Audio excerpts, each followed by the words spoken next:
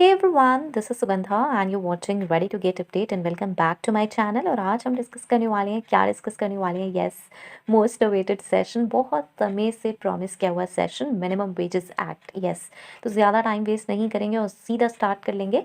ये मैंने क्या किया है, कुछ लैंग्वेज उठाई है बेयर एक्ट से और उसको सिंपल लैंग्वेज में समझाने की कोशिश की है, राइट।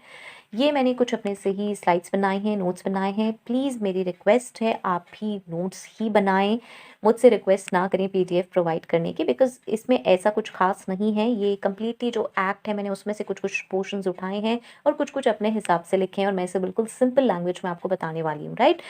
सो बेटर इज़ कि आप खुद से नोट्स बनाएं, रिक्वेस्ट ना करें। चलिए स्टार्ट कर लेते हैं और स्टार्ट ही कर रहे हैं तो एक हिस्ट्री सी भी छोटी सी जान लेते हैं, भाई एक्ट क्या है, क्यों है। सिंपल सा है कि कोई भी एक्ट जब बनता है ना तो उसके पीछे एक बहुत बड़ी स्टोरी होती है। मतलब एक दिन में ऐसे कोई एक्ट नहीं बन जाता। सिंपली कोई रिकमेंड करता है कि भाई ऐसा होना चाहिए, कोई एक्ट होना चाहिए और उसमें ये चीज़ें इंक्लूड होनी चाहिए।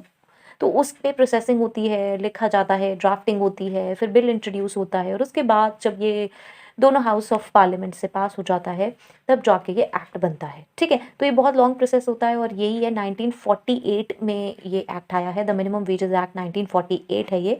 तो 1948 में तो ये एक्ट बना है, लेकिन उससे पहले 1920 अप्रॉक्स से कहीं ना कहीं प्रोसेसिंग चल रही थी। बहुत बार सेटअप हुए बोर्ड्स और रिकमेंड किया गया कि भाई मिनिमम वेजेस इंप्लीमेंट हो, मिनिमम वेजेस सेट किए जाएं। बहुत सारे ईयर्स में बहुत सारी चीज़ें हुई बीच बीच में, वो इतनी ज़्यादा इंपॉर्टेंट नहीं है इसलिए मैं उसको इंक्लूड नहीं कर रही हूँ। आप गूगल आउट भी कर सकते हैं। तो उसमें ये है कि बहुत बार एक लेबर कमेटी जैसे बनी और उसके बाद कुछ रिकमेंडेशंस दी गई, ऐसा हमें ये करनी चाहिए, कुछ टर्म्स ऐसी होनी चाहिए, मिनिमम वेजेस सेट करने चाहिए, लेकिन वो कुछ हो नहीं पाया और फाइनली कुछ ऐसा हुआ कि बिल प्रोसेस करते करते एक 1945 में एक बिल आ पाया और उसके बाद उसे पास करते करते इतना टाइम हो गया कि वो 1948 में फाइनली बना। यहाँ पे कोर पॉइंट है कि भाई मिनिमम वेजेस एक्ट में क्या लिखा है, तो वो 48 में क्या आया, एक्चुअली हम स्टोरी वहाँ से स्टार्ट करते हैं, ठीक है। लेकिन एक एक्ट पढ़ रहे हैं तो चलिए थोड़ी सी हमने हिस्ट्री भी जान ली। मेरी यही आपसे रिक्वेस्ट रहेगी कि प्लीज़ ज़रूर प्रॉपरली इसको पढ़ें। एक्ट्स आपको पढ़ने आने चाहिए। एचआर में करियर बनाना चाहते हैं या फिर आप एज एन एम्प्लॉय भी चेक कर रहे हैं या किसी भी पर्पज़ के लिए चेक कर रहे हैं, लॉज में आपका इंटरेस्ट है तो ऑब्वियसली बेयर एक्ट तो आपको आने ही चाहिए। Okay, so please bare act भी देखते रहें और उसकी अंडरस्टैंडिंग, सिंपल अंडरस्टैंडिंग देख लें और फिर उसके बाद बेयर एक्ट्स को भी पढ़ने का हैबिट डालें, ठीक है। न्यू कोड्स हमें पता है आए हैं, न्यू एज कोड्स, और उसको भी पढ़ने में समझने में बहुत डिफिकल्टी हो रही है, इसीलिए क्योंकि हमने कभी बेयर एक्ट्स पढ़े नहीं है, ठीक है। और उसकी अंडरस्टैंडिंग को लाने में बहुत प्रॉब्लम हो रही है, ठीक है। तो हम उसे भी डिस्कस करेंगे, लेकिन मेरा बस ये रिक्वेस्ट है कि आप इसे करते रहें। और पीएफ का एक सेशन आ चुका है, पीएफ का भी बेयर एक्ट मैंने ट्रांसफ़र करके सिंपल लैंग्वेज में आपके लिए बनाई हुई है, वो भी आप सेशन देख सकते हैं। और इससे पहले एक इंडस्ट्रियल स्टैंडिंग एम्प्लॉयमेंट एक्ट था, वो भी मैंने भी करा है, तो स्टैट्यूटरी कंप्लायंसेस की प्लेलिस्ट में आपको मिल जाएगा। और जब ये बहुत सारे एक्ट्स हो जाएंगे तो मैं स्पेशली अलग से भी एक एक्ट का वो प्लेलिस्ट बना दूंगी। अभी ये स्टैट्यूटरी कंप्लायंसेस की प्लेलिस्ट है, वहाँ पे आपको मिल जाएंगे। चलिए स्टार्ट करते हैं। तो चलिए ये है, came into force on 15 March 1948, 31 sections है इसमें और एक स्केड्यूल है, ठीक है। अब ऑब्जेक्ट क्या है, क्योंकि नाम क्या है मिनिमम वेजेस एक्ट, तो सिंपल सी बात है ऑब्जेक्ट क्या होगा, मिनिमम वेजेस फिक्स करना, minimum rate of wages fix होने चाहिए। यहाँ पे मिनिमम की बात हो रही है, डाउट होने वाली बात नहीं है कि कम से कम हमें इतना पे करना है, ज़्यादा की लिमिट नहीं है, आप कुछ भी पे कर सकते हैं। कुछ सेट करी हैं रेट्स, वो आपको पे करने ही करने हैं एज एन एम्प्लॉयर एम्प्लॉई को, और इससे ज़्यादा आप कुछ भी पे कर सकते हैं, ठीक है। तो to fix the minimum rate of wages for employments listed in the schedule of this act, ये सबसे ज़्यादा इंपॉर्टेंट है। एम्प्लॉयमेंट्स मतलब काम, किस तरीके के काम एक एम्प्लॉयर करवाता है, वो स्केड्यूल में लिखे हुए हैं। एक स्केड्यूल है, जो वन स्केड्यूल की बात हो रही है, 31 सेक्शन है और वन स्केड्यूल है, उसमें लिखे हैं वो सारों के लिए रेट्स जो हैं वो हमने फिक्स किए हुए हैं इस एक्ट में, ठीक है। सिर्फ इतनी सी कहानी है। अब कैसे क्या करें हैं उसको हम डिस्कस करेंगे। तो चलिए सबसे पहला है सेक्शन 1 आ जाते हैं, शॉर्ट टाइटल एंड एक्सटेंट। क्या नाम है, मिनिमम वेजेस एक्ट 1948, और एक्सटेंड होता है टू होल ऑफ इंडिया। ध्यान रखें जब भी कोई एक्ट बोलते हैं ना यार, उसके साथ उसका ईयर भी लगा लीजिए, क्योंकि अगर आप किसी भी कॉम्पिटिटिव एग्जामिनेशन के लिए अपियर होने वाले हैं तो बहुत बार ऐसे क्वेश्चंस भी आ जाते हैं कि कब हुआ था, सेट क्या हुआ था, तो एक याद रहेगा। और इसमें कोई प्रॉब्लम भी नहीं है कि हमें एक बार ईयर याद होगा ना, तो कोई ऐसा बड़ा इशू भी नहीं है। जब हम पढ़ ही रहे हैं तो चलो ईयर भी लगा के पढ़ ही लेते हैं, ठीक है। तो मिनिमम वेजेस एक्ट 1948 और ये एक्सटेंड होता है होल ऑफ इंडिया। सेक्शन 2 आ जाता है इंटरप्रिटेशन। अब क्या है, मैं सेक्शन 2 आज मैं पूरा आपको नहीं दिखाने वाली हूँ मिनिमम वेजेस, कुछ लिमिट तक दिखाने वाली हूँ, क्योंकि यहाँ पे आज ये पार्ट्स में होने वाला है, मतलब नेक्स्ट भी पार्ट्स आएंगे इसके। ये है आज पार्ट 1। इंटरप्रिटेशन में कुछ डेफिनेशंस हैं वो मुझे बहुत अच्छे से डिस्कस करनी है, इसलिए मैं डेफिनेशंस तक लिमिट करूंगी। इसी के साथ साथ एक बार ये भी देख लेते हैं कि मिनिमम वेजेस एक्ट मैंने डाउनलोड करा हुआ है, आप भी गूगल आउट करेंगे ना तो बहुत आसानी से आपको ये मिल जाएगा, ठीक है। और कोई भी गवर्नमेंट की साइट से ही आप हमेशा पिक करें एक्ट्स को, मैंने पहले भी बताया कैसे आप सर्च कर सकते हैं, वो सेशंस आप देख लें तो आपको पता चल जाएगा। अब देखिए मैं एक बार आपको ये दिखाना चाहती हूँ कि सेक्शन कंटेंट्स में क्या है, जो 31 सेक्शंस है ना उनमें क्या लिखा हुआ है। तो एक बार हम हेडिंग पढ़ते हुए चलेंगे और फिर उसके बाद हम अपने सेक्शन 2 पे आ जाएंगे। तो सबसे पहले लिखे हुए सेक्शन ऑफ एनी कंटेंट, तो इसमें short title, extent and application. 2 में इंटरप्रिटेशन। 3 में देखिए हमें दिया हुआ है fixing of minimum rate of wages, कैसे फिक्स होनी है क्या है इसमें ये बताया हुआ है। 4th में है मिनिमम रेट ऑफ वेजेस, भाई क्या रहेंगे। 5 इज प्रोसीजर, क्या रहेगा भाई प्रोसीजर फिक्सिंग का और रिवाइजिंग का क्या रहेगा। 6th के बारे में हम फिर बाद में बात करेंगे क्या हुआ है ये। 7th इज हमारा एडवाइजरी बोर्ड के बारे में बताया हुआ है, सेंट्रल एडवाइजरी बोर्ड। अब सिंपल सी बात है, जब हम किसी रेट वेट को फिक्स करने की बात करें ना तो कुछ बोर्ड सेटअप होंगे, कुछ कमेटीज सेटअप होंगी, तो यहाँ पे 7th 8th 9th में उसके बारे में बात हो रही है, क्योंकि एक अकेला पर्सन कुछ नहीं कर सकता, तो कहीं ना कहीं कोई बोर्ड कोई ग्रुप तो सेट करना पड़ेगा ना, जिसके अकॉर्डिंग भाई इनका रिवीजन होगा, फिक्स होंगे वेजेस, ठीक है।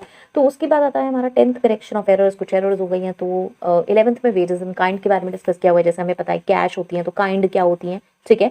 और फिर है 12th सेक्शन में payment of minimum rate of wages, कौन कौन से पेमेंट कैसे होता है क्या है इसके बारे में बात हो रही है इसमें। 13 में fixing hours for a normal working day. See अभी मैं जो ये कंटेंट्स पढ़ रही हूँ और उसमें मैं कुछ कुछ बता रही हूँ, इसको ना समझे कि यही कुछ एक्सप्लेनेशन है, इन सबको मैं प्रॉपर एक्सप्लेन करूंगी अलग से स्लाइड्स में। तो यहाँ पे मैं सिर्फ आपको ये बताना चाह रही हूँ कि कितना ईजी है। पहले कंटेंट जरूर पढ़िए, मैंने मेथड्स पहले भी बताए हैं आपको कि कैसे पढ़े जाते हैं एक्ट्स, तो पहले कंटेंट एक बार पढ़ लीजिए जिससे हमें पता चल जाए कि किस में क्या लिखा हुआ है। उसके बाद हमें जो पढ़ना होगा ना हम वहाँ पे सीधा पहुंच जाएंगे, ठीक है। और फिर हम इसे धीरे धीरे पूरे को भी समझेंगे। ओवर टाइम क्या होता है 14th में हम पढ़ लेंगे। 15th में है wages of worker who works for less than normal working day, मतलब नॉर्मल वर्किंग डे उसने काम नहीं किया है, जैसे एक दिन 8 घंटे का टाइम है तो 8 घंटे नहीं किया, तो भाई क्या होना चाहिए उसकी वेजेस। फिर वेजेस फॉर 2 और मोर क्लासेस ऑफ वर्क।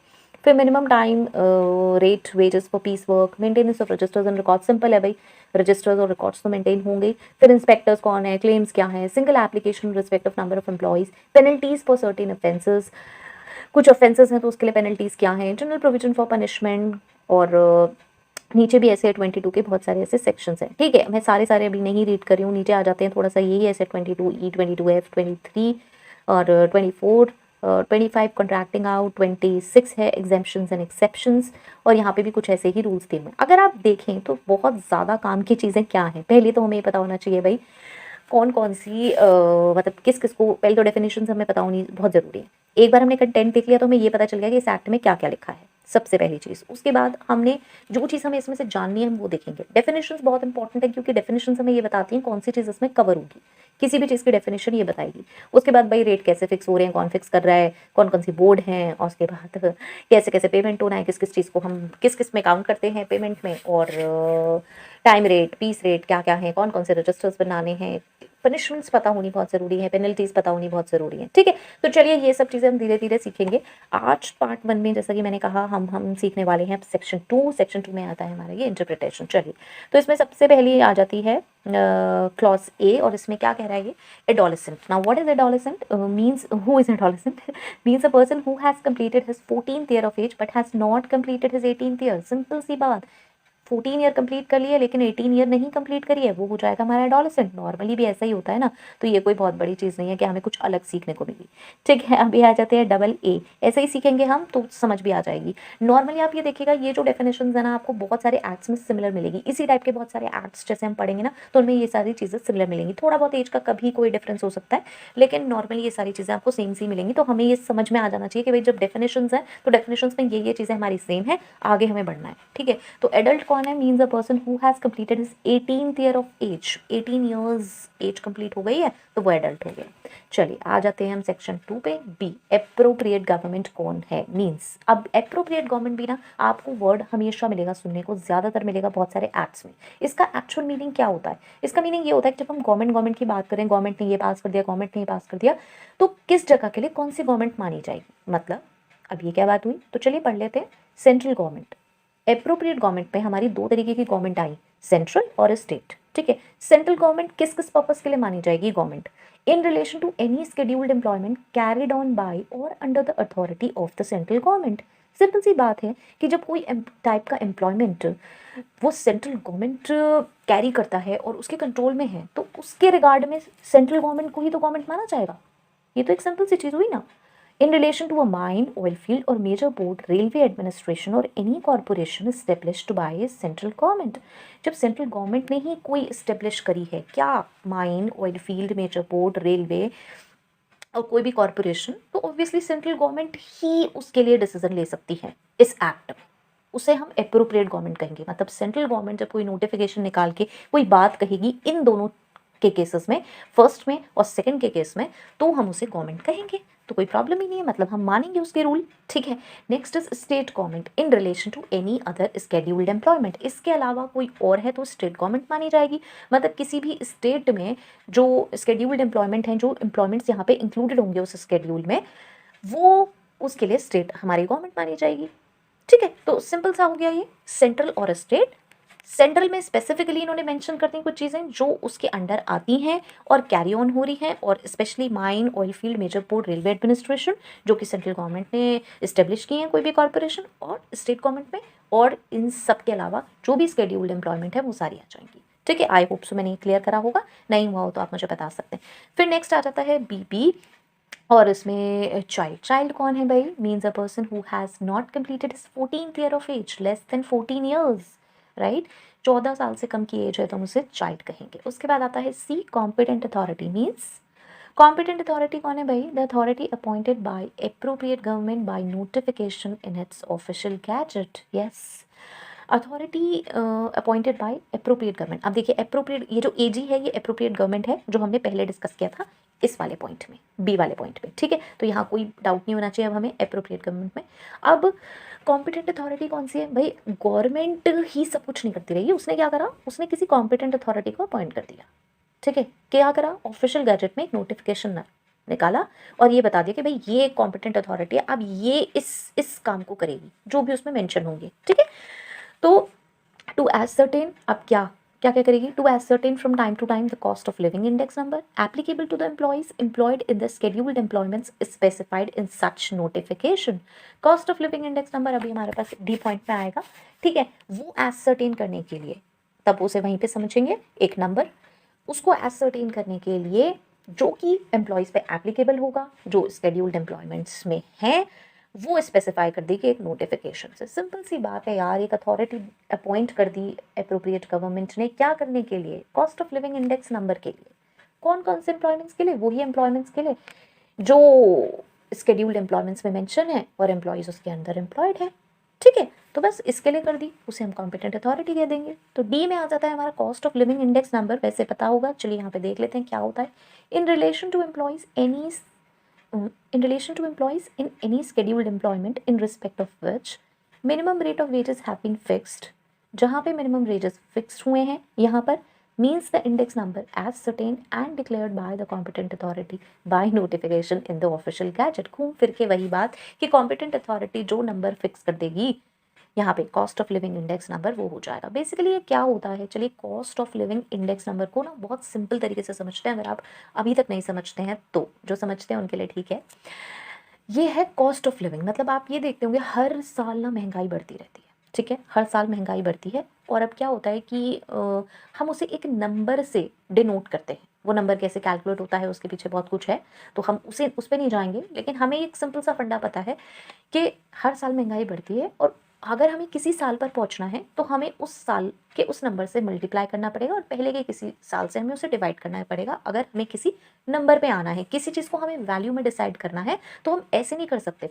हमें पीछे जाना है या हमें पीछे जाना है तो हमें पीछे के नंबर्स देखने पड़ेंगे, करंट ईयर तक के नंबर्स देखने पड़ेंगे। ठीक है, cost of living index number हमेशा करंट, पीछे से करंट तक हमेशा डिटरमाइन होता है। जो एक बार पीछे हो गया डिटरमाइन, वो हो गया। तो अगर हमें उस साल में कैलकुलेट करना है कि भाई ये अमाउंट उस साल में कितनी थी, ठीक है, तो हम क्या करेंगे, हम सिंपल सा है फंडा लगाएंगे कि मल्टीप्लाई कर देंगे वो वाले साल का इंडेक्स नंबर और डिवाइड कर देंगे आज का नंबर। अगर हमें ये देखना है कि भाई आज 10,000 की वैल्यू पहले 3 साल पहले क्या थी, तो हम क्या करेंगे 10,000 इंटू 3 साल पहले वाला नंबर डिवाइड बाय आज का नंबर, तो हमें 10,000 की वैल्यू 3 साल पहले की पता चल जाएगी क्या थी। ठीक है, मतलब 3 साल पहले 10,000 नंबर की क्या वैल्यू थी। ये बिल्कुल एग्जाम्पल्स हैं, ये सिर्फ एग्जाम्पल है। 10,000 जो मैंने एग्जाम्पल लिया है आपको ये बताने के लिए कि ये एक नंबर होता है और इससे हम डिराइव करते हैं आज और कल की किसी वैल्यू पे आने के लिए। ठीक है, क्योंकि महंगाई बढ़ती रहती है। आई थिंक मैंने इसको बहुत ज़्यादा समझा दिया है, आगे चलते हैं। तो यही काम मतलब ये जो नंबर एसर्टेन करना है इसके लिए कॉम्पिटेंट अथॉरिटी अपॉइंट करेंगे। नोटिफिकेशन ऑफिशियल गैजेट वैसे ही, तो उसे हम cost of living index number कह देंगे। चलिए नेक्स्ट चलते हैं ई, एम्प्लॉयर। अब एम्प्लॉयर कौन होता है, चलिए एम्प्लॉयर होता है हमारा means any person who employs whether directly or through another person or whether on behalf of himself or any other person one or more employees in any scheduled employment in respect of which minimum rate of wages have been fixed under this act and includes।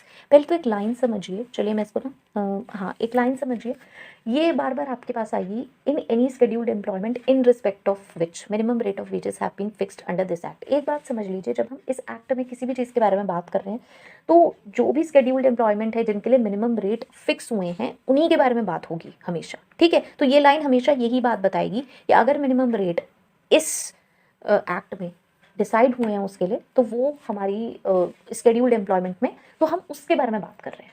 ठीक है, ये एक simple सा है, ये line आपको हर जगह मिलेगी, इससे कंफ्यूज ना हो। तो एम्प्लॉयर कौन है, सिंपल है, एम्प्लॉयर क्या काम करता है, आपको एम्प्लॉय करता है। तो means any person who employs whether directly और थ्रू अनदर पर्सन, या तो मैं कर रहा हूँ या मैं किसी के थ्रू करवा रहा हूँ, और whether on behalf of himself और एनी अदर पर्सन, अपने बिहाफ पे या किसी और पर्सन से, वन और मोर एम्प्लॉयज़, एक या उससे ज़्यादा एम्प्लॉयज़ हम एम्प्लॉय कर रहे हैं। एंड इंक्लूड, सिंपल है कि भाई एम्प्लॉय कर रहे हैं और कुछ नहीं, डायरेक्टली या इनडायरेक्टली किसी के थ्रू अपने बिहाफ पे बस।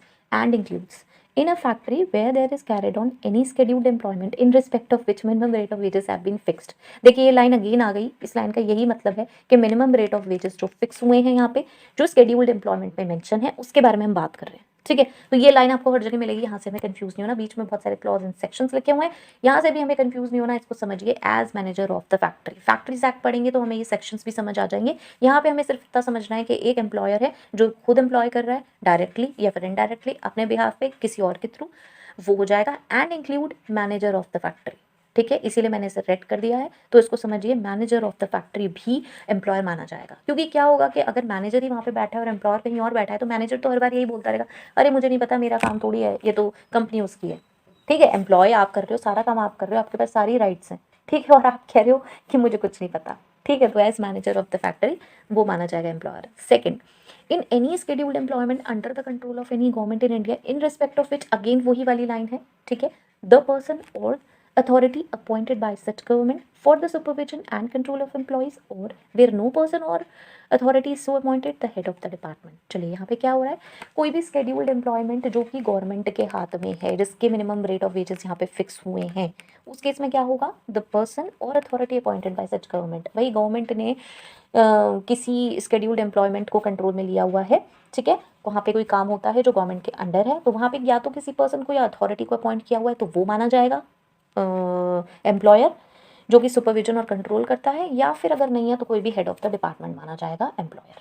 ठीक है, क्योंकि गवर्नमेंट को हम कहाँ देखेंगे, गवर्नमेंट एक बहुत बड़ी ऑर्गेनाइजेशन है, तो गवर्नमेंट अपने आप में बहुत बड़ी है, तो वहाँ पे हम किसे पकड़ेंगे, तो कोई एक पर्सन होना चाहिए कि मतलब कोई एक पर्सन होना चाहिए, कोई एक अथॉरिटी होनी चाहिए जिससे हम ये कह सकें, जिससे हम अपनी बात रख सकें, तो वो एम्प्लॉयर हो जाएगा। ठीक है, तो थर्ड आता है हमारा in any schedule employment under any local authority. अब ये देखिए ऊपर से पढ़िए, अब वहाँ तो था कि गवर्नमेंट के कंट्रोल में है, यहाँ पे किसी लोकल अथॉरिटी के कंट्रोल में है, और जहाँ पे फिर वही in respect of minimum rate of wages have been fixed, the person is appointed by such authority for the supervision and control of employees, or where no person is appointed, the chief executive officer of local authority. Simple, CEO कहलाएगा अगर कोई person अलग से हमने appoint नहीं किया है supervision और कंट्रोल के लिए, और अगर पर्सन है तो वो पर्सन कहलाएगा एम्प्लॉयर, और अदरवाइज सीईओ कहलाएगा। ठीक है, लोकल अथॉरिटी वाले केस में। फोर्थ आ जाता है in any other case where there is carried on any scheduled employment in respect of which, again वही line,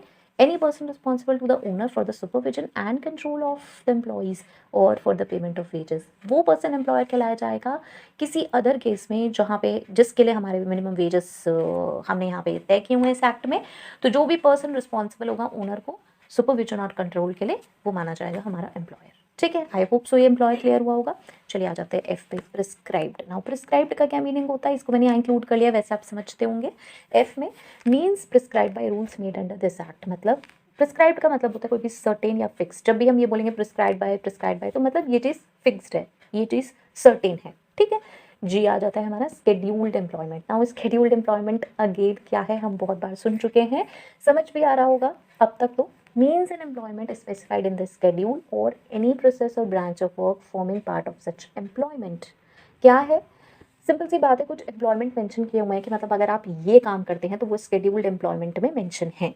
ठीक है, किस तरीके के, जैसे कि इसमें 2 पार्ट्स हैं, पार्ट 1 पार्ट 2। तो पार्ट 1 में जैसे ऑटोमोबाइल है, कंस्ट्रक्शन है, माइंस है, एक्सेट्रा, एंड पार्ट 2 में एग्रीकल्चर मेंशन है। इसमें पहले जो इंट्रोड्यूस हुए थे वो कुछ एम्प्लॉयमेंट्स हुए थे, बाद में बहुत सारे एम्प्लॉयमेंट्स अब इंट्रोड्यूस हो गए हैं।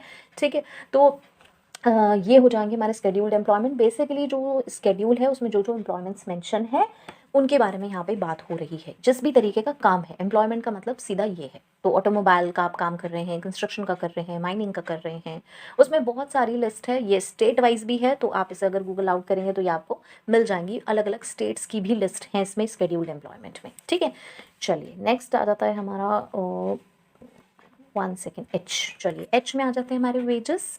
वेजेस क्या होते हैं, अब चलिए ये भी बहुत अच्छा फंडा है। वेजेस क्या क्या होते हैं, मीन्स ऑल रेम्यूनरेशन, मैंने रेड किया हुआ है, इस पर ध्यान दें। Capable of being expressed in terms of money which would if the terms of the contract of employment express or implied were fulfilled be payable to a person employed in respect of his employment or of work done in such employment and includes house rent allowance. अब क्या है ये wages, क्या है, कोई भी बड़ी चीज़ नहीं है, हर वो रेम्यूनरेशन जो कि हमारा मनी में एक्सप्रेस हो सकता है, विच would if the terms of the contract of employment express or implied were fulfilled. ये क्या वर्ड है, ये क्या लाइन है, विच would if the terms of the contract of employment express or implied were fulfilled. मतलब क्या है, सिंपल, अगर आप काम करोगे जो कॉन्ट्रैक्ट ऑफ एम्प्लॉयमेंट में लिखा हुआ है कि भाई आपको ये काम करना है, ये काम करना है, या तो एक्सप्रेस्ड है ऑलरेडी या फिर इम्प्लाइड है, मतलब मैंने आपको एम्प्लॉय किया और कहीं लिखा भी नहीं है, तो मैंने आपको जिस काम के लिए करा है अगर आप उसे फुलफिल कर रहे हैं और उसके लिए जो मैंने रेम्यूनरेशन तय की है तो वो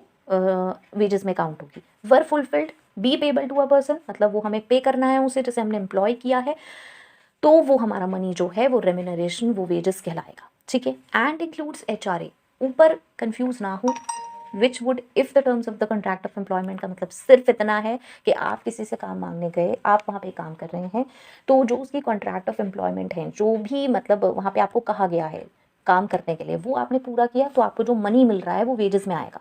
और अगर वो टर्म्स ऑफ मतलब जो रेम्यूनरेशन मिल रही है वो अगर मनी में एक्सप्रेस हो सकती है तो वो आपको मिलेगी, और वो है वेजेस।